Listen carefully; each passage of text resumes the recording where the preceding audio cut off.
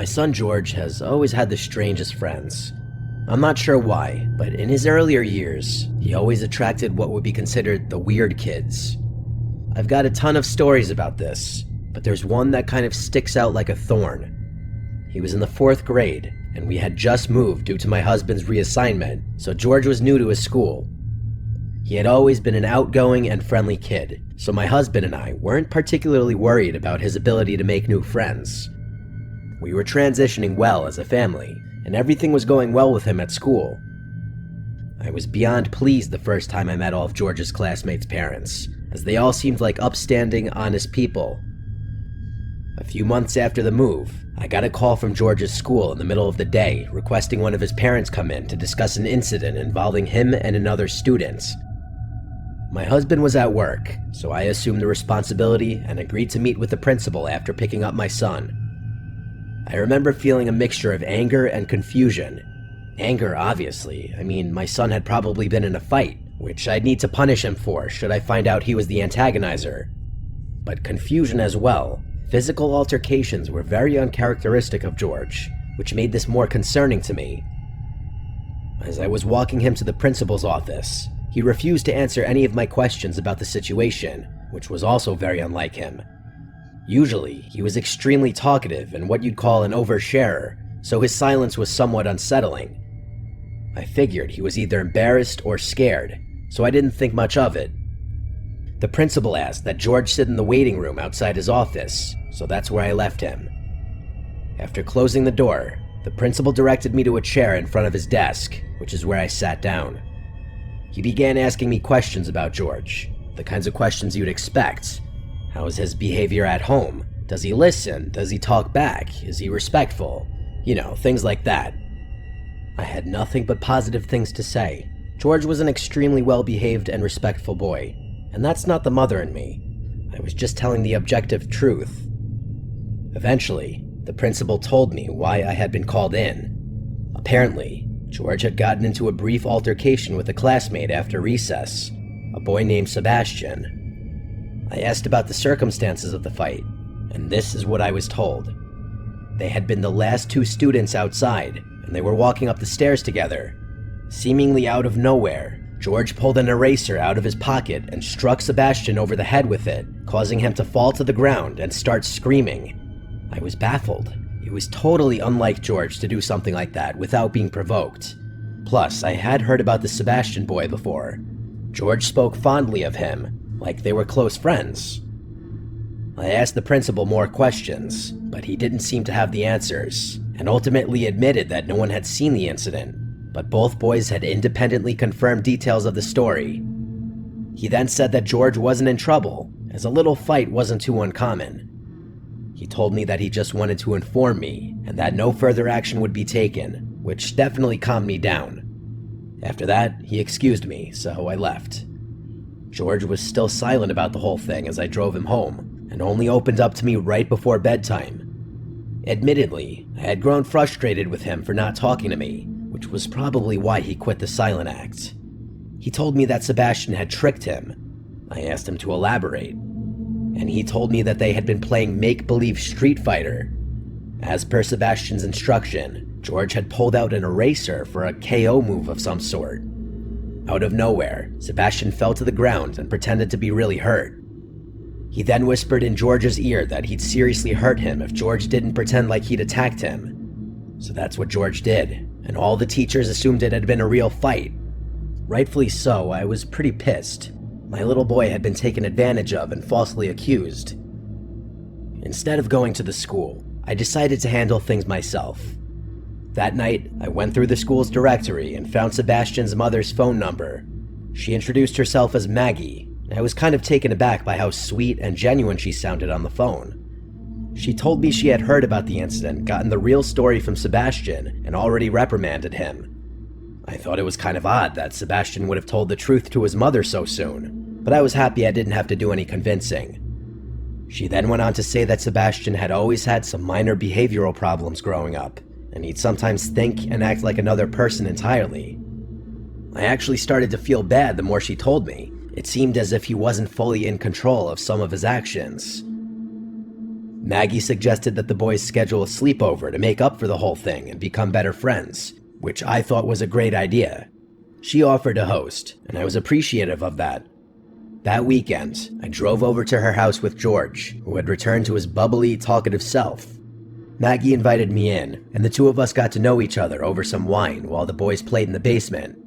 Like I said before, Maggie seems like a completely upstanding person, and I really enjoyed her company. I ended up staying for a few hours, and the time flew by. Eventually, I just had to ask about Sebastian's behavior, as it had been bugging me for a while. Her entire demeanor changed, and she lowered her voice a bit. She told me that he often had trouble making friends, and that he's seen a few doctors, all of whom think it's something he'll outgrow soon. She went on to say that he's gotten much better at controlling himself, and the fact that he was being more social at school was a good sign. I didn't inquire much more than that. I just wanted to make sure my son would be safe for the night. Maggie promised me George would be in good hands, and that Sebastian didn't have a history of getting physical or violent, more so just acting strange. That was enough reassurance for me. This woman was clearly genuine, and it actually felt kind of nice knowing that George would be helping Sebastian learn how to make friends. Eventually, it came time to leave, so I went downstairs to say goodbye to George.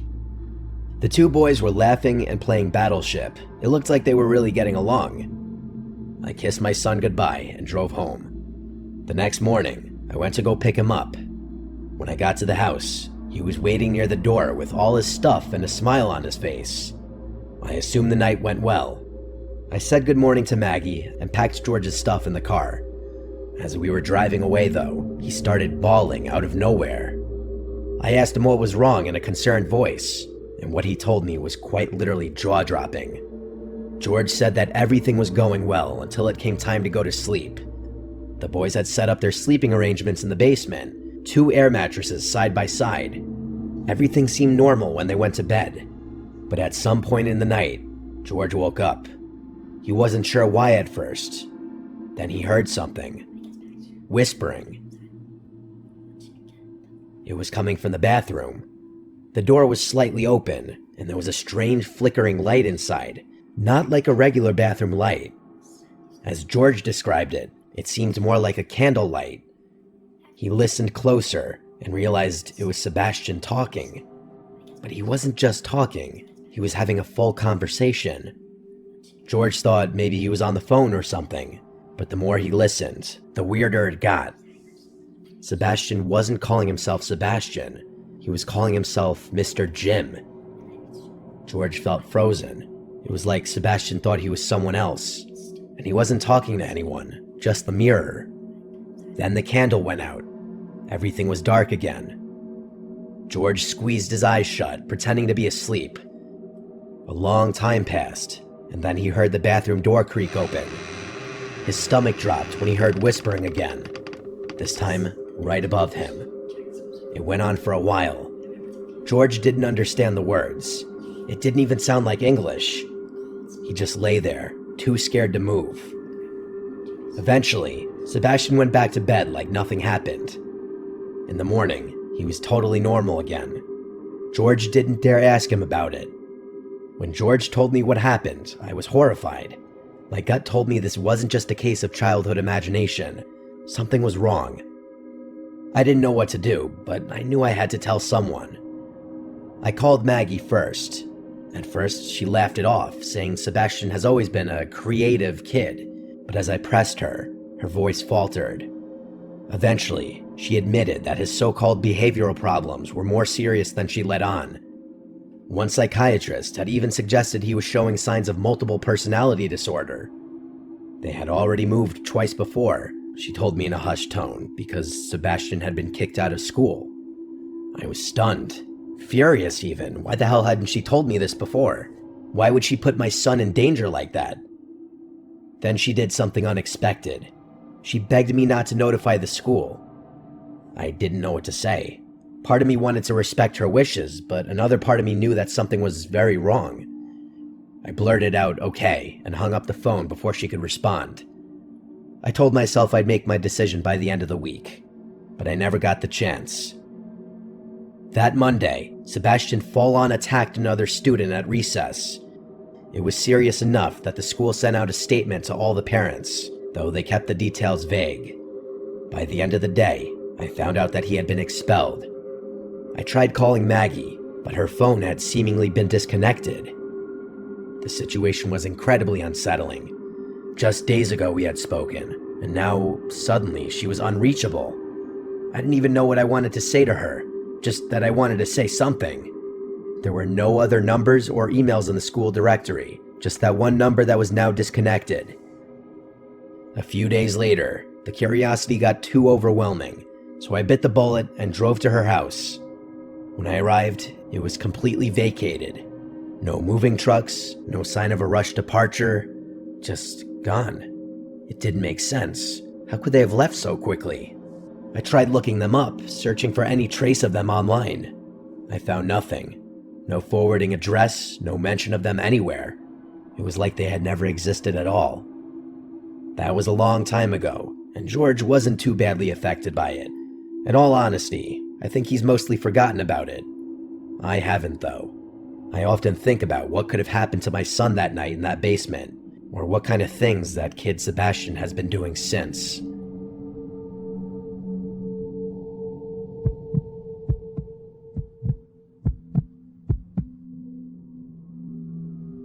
My upbringing was a little unorthodox. I grew up in a Southern Baptist household, the kind where we didn't believe in ghosts, but were absolutely certain about demons. Let me explain. If something strange happened, it wasn't a spirit or wandering soul. It was something darker, something biblical. I never fully bought into it, but the message was drilled into me from a young age. Rejecting demons meant rejecting scripture itself. My mother, though, was different. Faith was optional for her. She wasn't atheist or agnostic, just indifferent.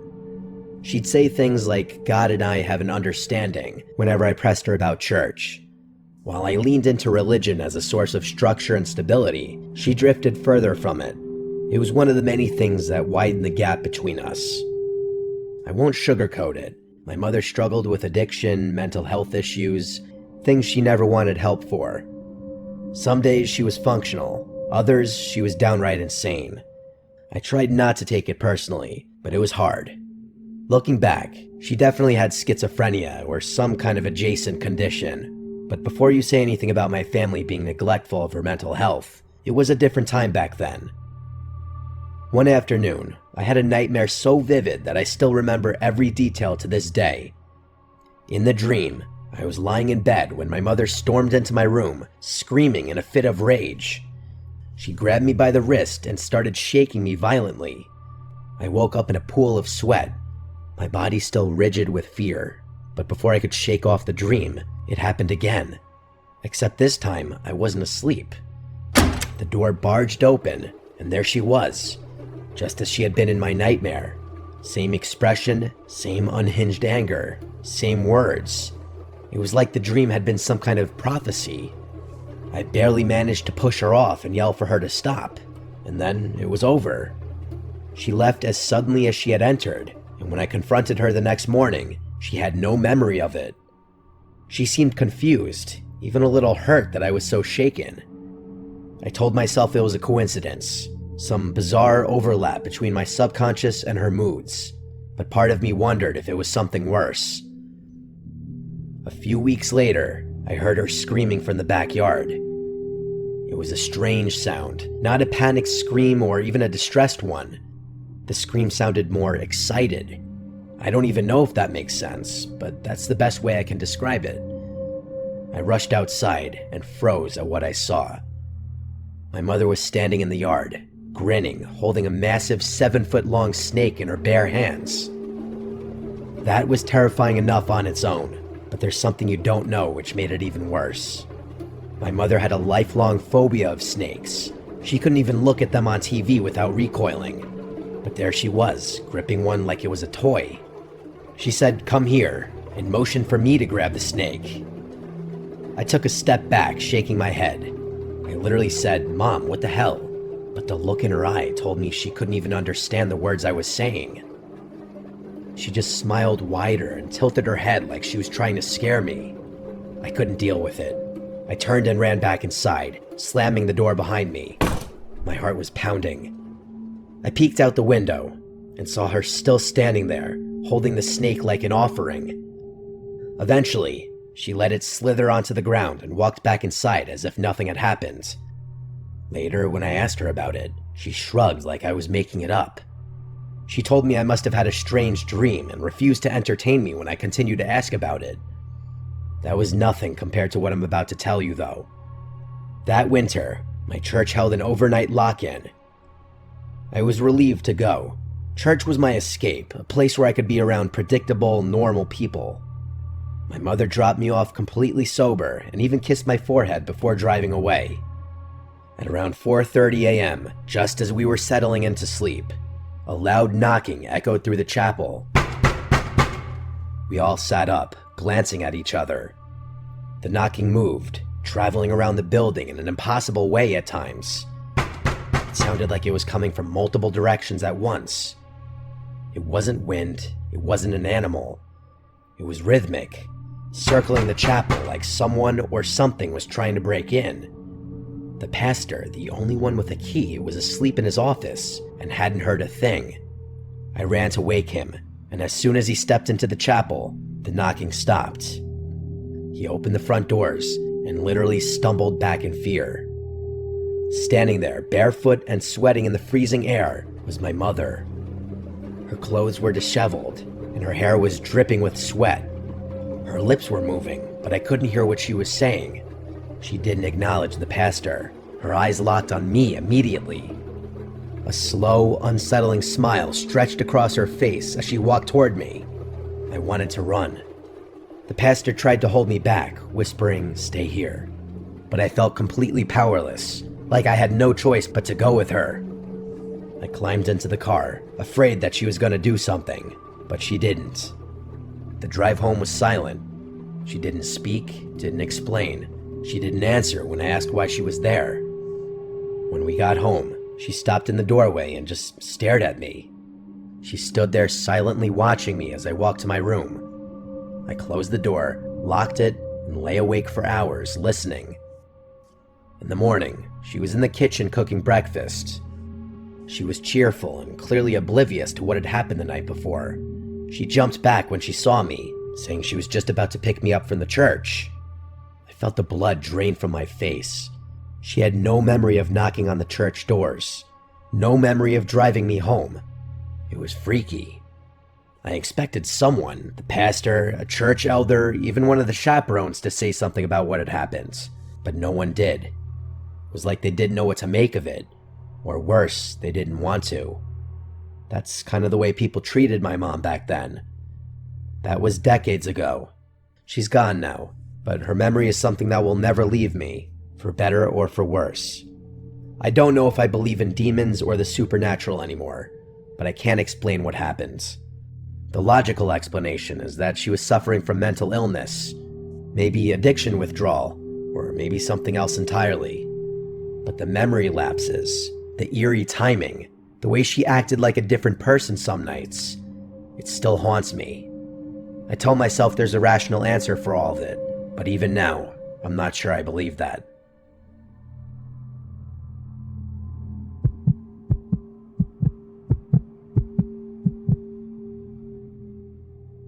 My eldest son started sleepwalking when he was about 8 or 9. I had heard of kids going through phases like that, so I wasn't too concerned at first. It was just one of those things. A little unsettling, sure, but nothing I thought much about. I'm a pretty light sleeper, so none of my kids have ever been able to sneak around the house at night without me knowing. That's actually how I first figured out about my son's habit. Most nights, I'd wake up and find him standing in the hallway outside my bedroom, rocking slightly on his heels, shifting his weight from foot to foot. His eyes would be open, but they weren't seeing anything. That was the one part that always got me. For any of you who have lived with a sleepwalker, you know exactly what I'm talking about. His gaze would pass right through me, empty and distant, like he was looking past me into something I couldn't see. It was always extremely strange, and I never fully acclimated to finding him like that. Sometimes he'd mumble something under his breath, words too soft and slurred to understand. Other times, he wouldn't make a sound, just standing there, breathing in that slow, steady way that somehow made it even worse. I gently guided him to bed, whispering his name, telling him everything was fine. He never seemed to remember any of it in the morning. Things escalated a few months after I made the realization that he was a sleepwalker. One night, I woke up to a rhythmic tapping sound. It sounded like water droplets repeatedly dripping onto a window pane, only it wasn't raining outside. It was soft, barely loud enough to wake me. At first, I thought it was part of a dream, some far-off noise that my half-asleep brain had misinterpreted. But as I lay there, the sound continued, steady and deliberate. It wasn't sporadic like rainfall would be. It occurred at regular intervals, and always at the same volume. I kept listening, trying to figure out what it could be. It wasn't the house settling, and it wasn't the wind outside. It was too precise. Once I realized the tapping wasn't going to stop, I begrudgingly accepted that I'd have to deal with it. I sat up and looked towards the door, which is where the sound was coming from. My husband was fast asleep, and I didn't want to disturb him. I should mention that I wasn't scared, just curious. Otherwise, I probably would have woken him up. Anyway, I got out of bed to investigate. When I stepped into the hallway, I saw him. My son facing the wall, his forehead lightly knocking against it in slow, measured taps. His fingertips gently grazed the wall in rhythm with his forehead taps, as if he was trying to walk through it. I remember calling his name, my voice barely above a whisper. He didn't react, just kept pressing his head forward, knocking it in that eerie rhythmic way, like he was testing something, like he was trying to push through. I stepped closer, but right before I was about to intervene, I hesitated. Something about the way he was moving genuinely sent a chill right through me. I gently reached out and placed my hand on his shoulder, shaking him just enough to pull him out of whatever trance he was in. He blinked, took a step back, and then, as if nothing had happened, let me lead him back to bed. He never mentioned it in the morning. It happened a few more times, but it was pretty infrequent if I'm being honest.